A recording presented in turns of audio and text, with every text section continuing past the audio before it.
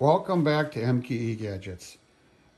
As I have mentioned in quite a few videos, I like going to flea markets around the area looking for old tools and whatnot.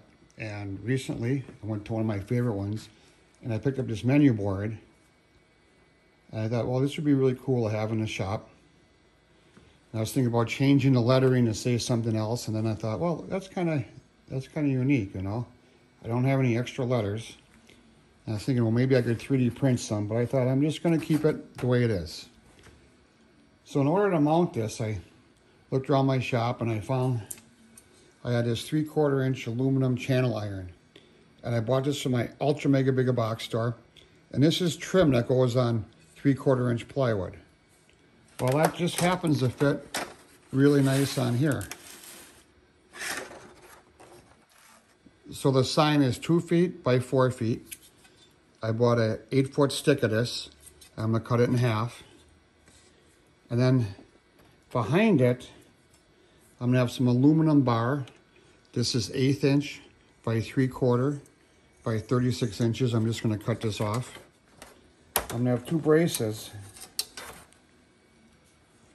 that will connect the top and bottom channel. And then to mount this frame to the wall, since I have French cleat system going around the shop, I got a piece of wood that's going to be my French cleat, and this will all be on the back. You won't see any of it, but on the top and bottom, you're going to see this aluminum track. So I picked up this sign at a flea market for $35, and I'm going to spend $20 on materials hanging it. First thing I got to do is cut this aluminum channel to 48 inches, 2 pieces. So I scribed the lines there, 48 inches from each end. You probably can't see it, so I'm going to rescribe it. This is my 4-inch combination square. I made a recent video on this. I'll put a link down below. And the scribe, I'm going to use my scriber here, which is a piece of aluminum hex. I like the aluminum hex because it doesn't roll when you set it down. And it has a broken tap, sharpened to a fine point. The high-speed steel in this tap will keep that point lasting really long. I'll put a link down below to the video where I make this. So I'm just going to rescribe the lines.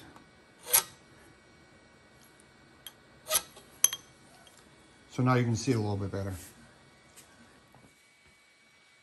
So the scribe lines are 48 inches from each end. So this bar is just a little bit bigger than 8 feet. So I'm going to go in there with my portable bandsaw and try to saw right in between both lines. And that's going to be hard to do straight. So I can go with a file or the belt grinder and square them up when I'm all done.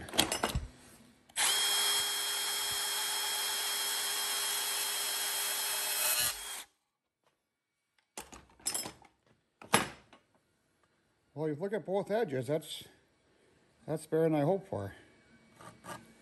I'm just gonna square them up a little bit so they're 90 degrees and call it good. I'll take off the red marker so you don't see it. So I'm cutting the length, 1/8 inch by 3/4 by 24 long. And these are gonna attach to 2 channel pieces of aluminum.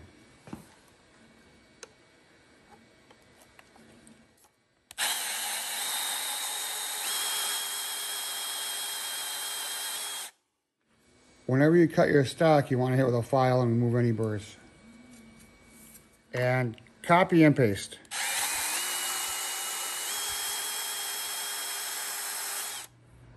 So what's next is attach these flat bars to the channel that wraps the top and bottom of the menu board.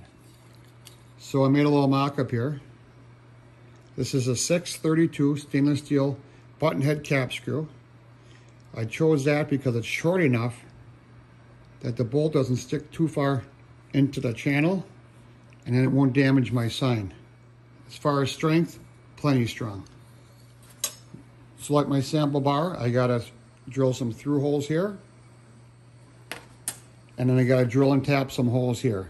So let me lay that all out and we'll go over to the drill press and we'll do some drilling and tapping making chips. So I laid out and I center punched the ends of the holes for the bar. The drill bit here is the body size for 6/32 screws.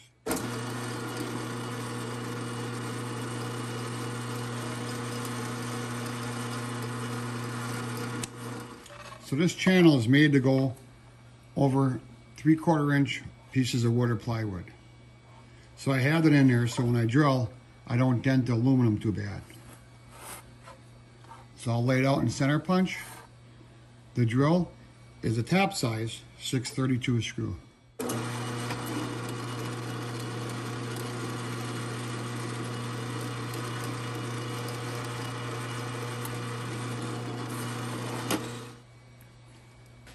On the aluminum bar, when you drill through, it kicks up a burr on the backside. Usually you want to deburr that. I'm going to use that as a locking washer. So when I bolt this all together, you can see that burr will kind of squish down and stop it from vibrating. So this is going to be hanging on the wall. There's not going to be a whole lot of vibration there. But instead of using a lock washer, that's what I'm going to do. Let's go over to the bench and tap some 6/32 holes. I seen on a recent forum, someone asked, how do you stop from breaking taps when you're tapping the hole? Well, the first thing you should do is always chamfer your hole. I'm not doing that because this is such a thin wall here. I want as many threads as I can get so the screw don't pull out. Another thing you can do is buy good taps. Don't buy them from the Mega Ultra Mega Box store. Those aren't very high quality. Buy them from an industrial supplier. The other thing I have this tapping guide. I'm doing 6/32. You can see the hole is 6. You put that in there. I do have some wax on the thread for lubrication. And now my tap is going in perpendicular.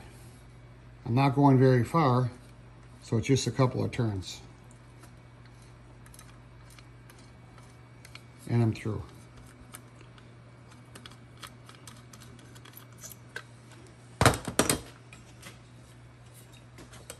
With a small tap like that and a small hole, you cannot eye it up by hand. If you don't have one of these fancy tapping blocks I got, take a 2x4, piece of scrap wood, drill a hole for the tap body, and that's all you really need. This is nice because it's already made. It's already set up. It's easy to use, and I'm through.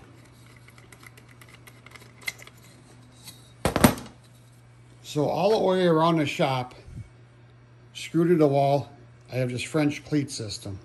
I have it at 3 different heights. So imagine this being screwed to the wall.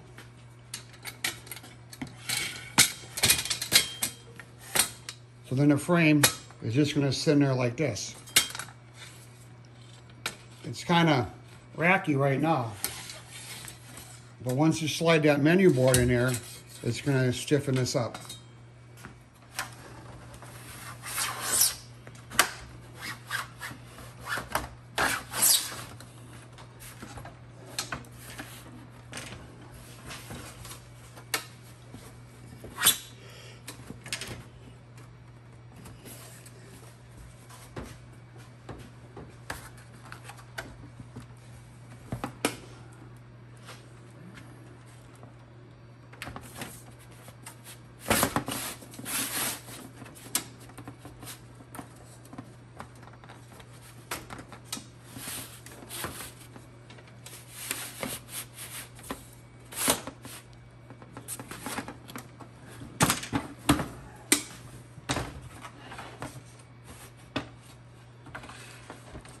That went in there pretty good.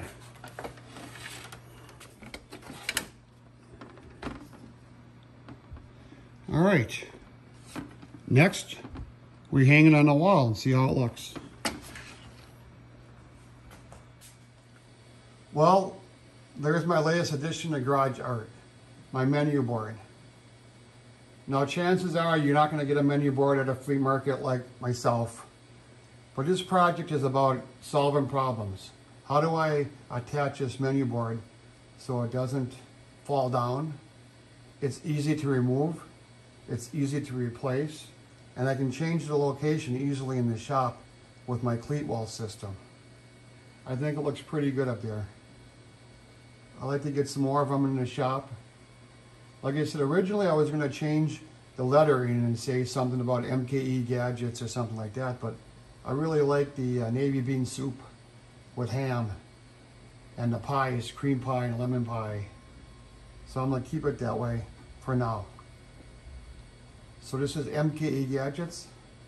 Thank you for spending your time today on my video. Please support my channel by subscribing if you haven't. Thanks, we'll see you tomorrow.